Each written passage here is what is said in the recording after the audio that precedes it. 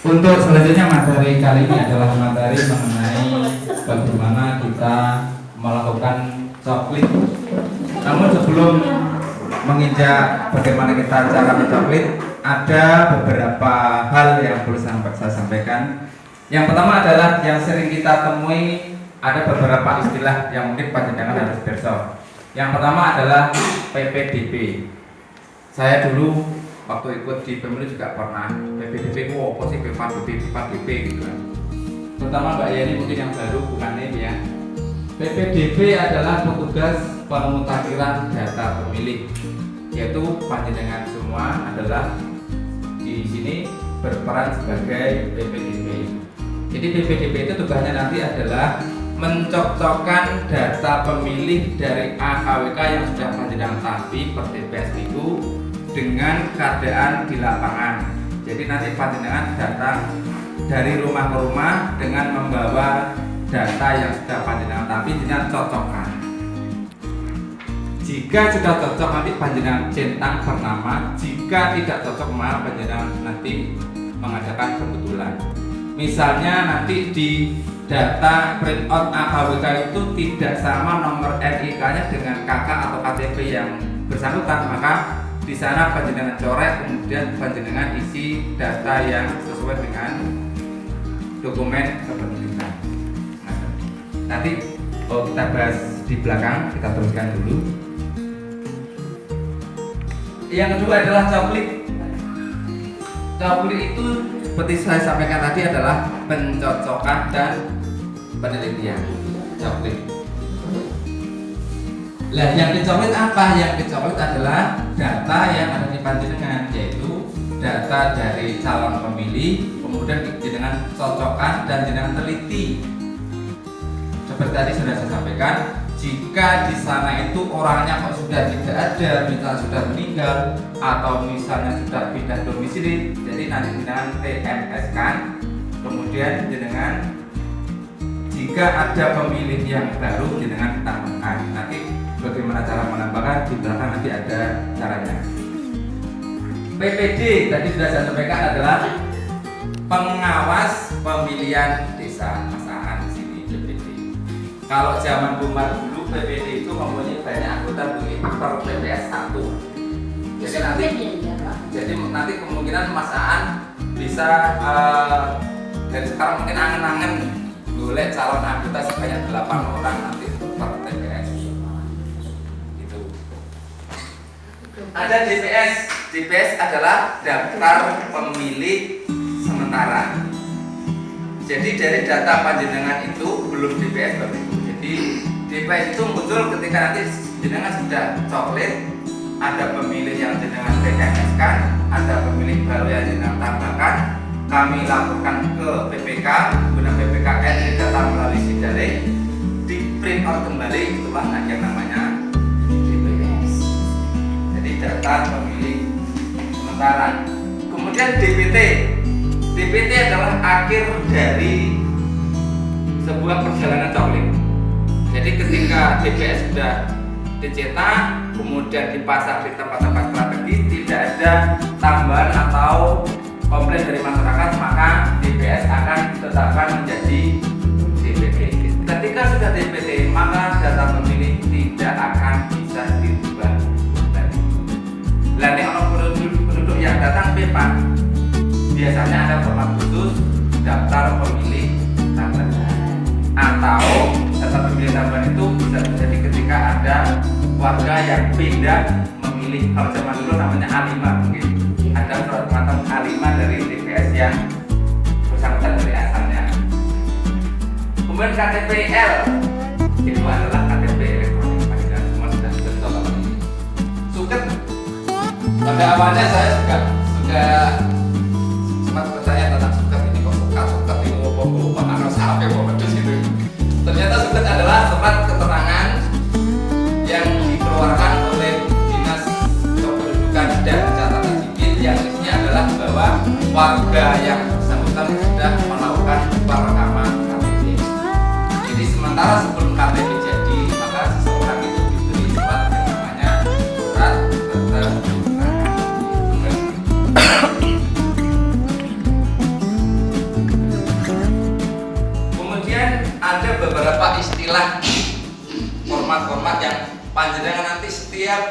pasti melihat itu. Yang pertama adalah format AKWK. AKWK adalah format yang berisi daftar pemilih. Yang mana Pak formatnya? Format AKWK itu adalah format yang sudah panjenengan terima itu namanya AKWK. Tapi saya minta panjenengan jangan bertanya, Pak, KWK itu singkatan apa? Tidak ada yang tahu KWK. Jadi AKWK itu yang berisi daftar pemilih yang sudah panjenengan tahu. Kemudian AAKWK. AAKWK itu adalah format yang nanti panjenengan isi untuk daftar pemilih yang tidak ada di dalam AKWK. Yang mana AAKWK itu adalah daftar pemilih baru. Tadi saya mau fotokopi karena masuk tutup jadi tidak jadi fotokopi. Formatnya nanti seperti ini. Nanti panjenengan kami printkan, masing-masing saya printkan. Nanti jika nanti sudah kegiatan coklat, tentunya panjenengan perlu sekali format model AAKWK.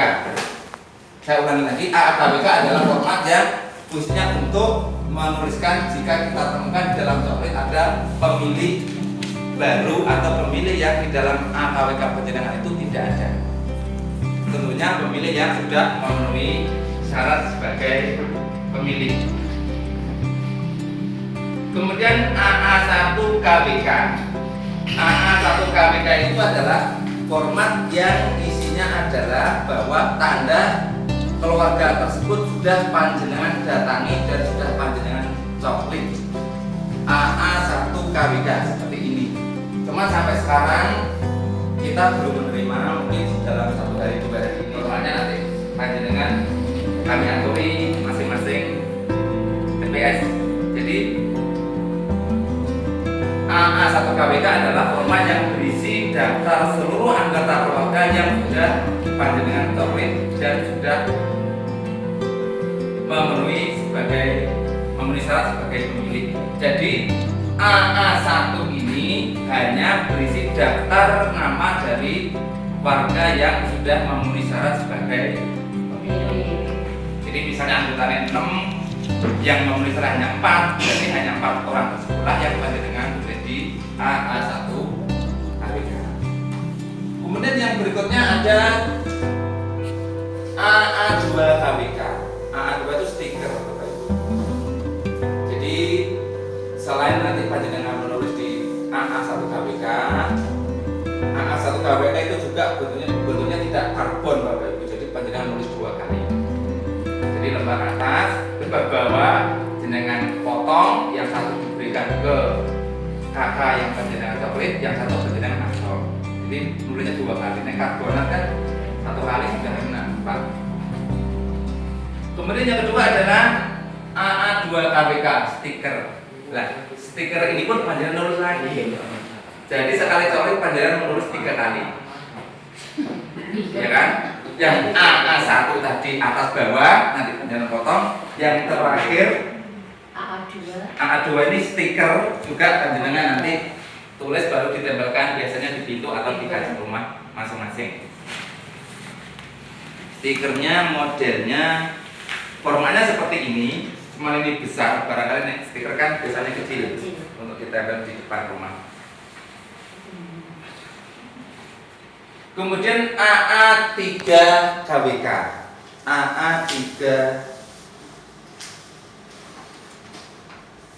AA3KWK ini di panjenengan sudah ada satu-satu tadi.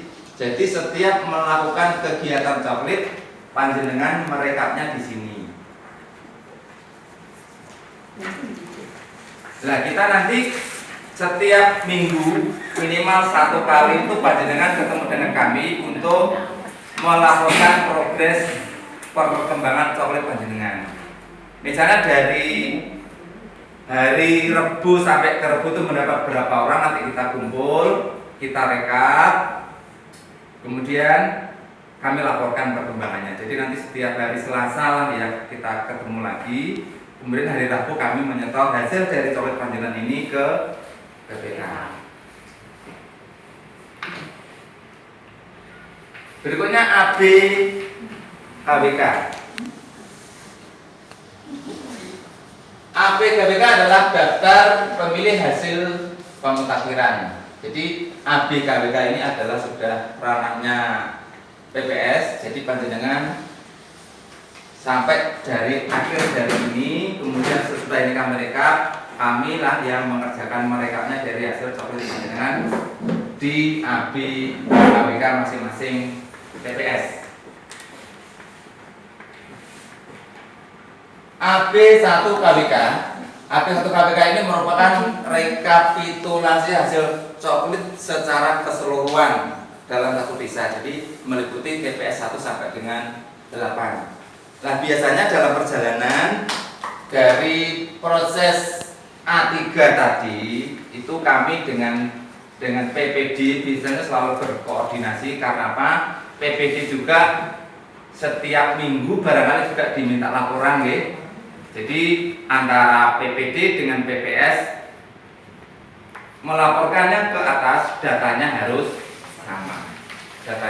sama. Jadi ketika nanti tidak sama, maka di kecamatan nanti akan menemui kendala. Kenapa kok tidak sama? Di mana selisihnya? Nanti akan dicari. Jadi mungkin Mas Aan dengan kami mungkin nanti sebelum melaporkan data ke kecamatan, kita koordinasi dulu. Kita samakan data, kemudian kita baru, yang saya ke PPK, panggilan baru ke Panwascam, ya, Panwascam.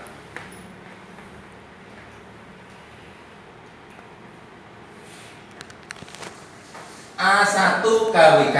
Nah, tadi sesudah masa pencoklitan selesai, maka sudah di-entry ke aplikasi, maka muncul A1KWK atau daftar pemilih sementara. Yang berikutnya ada A1AKWK adalah formulir tanggapan masyarakat terhadap DPS. Jadi ketika DPS sudah di-print, kemudian kita pasang di tempat strategis, maka ada beberapa selang waktu untuk memberi kesempatan masyarakat untuk mengoreksi jika DPS yang kita pasang perlu perbaikan. Perbaikan itu misalnya baik perbaikan data atau perbaikan barangkali masih ada warga yang belum termasuk atau tercatat di dalamnya. Jadi DPS ini adalah masa di mana daftar pemilih itu bisa berubah, bisa bertambah atau bisa berkurang.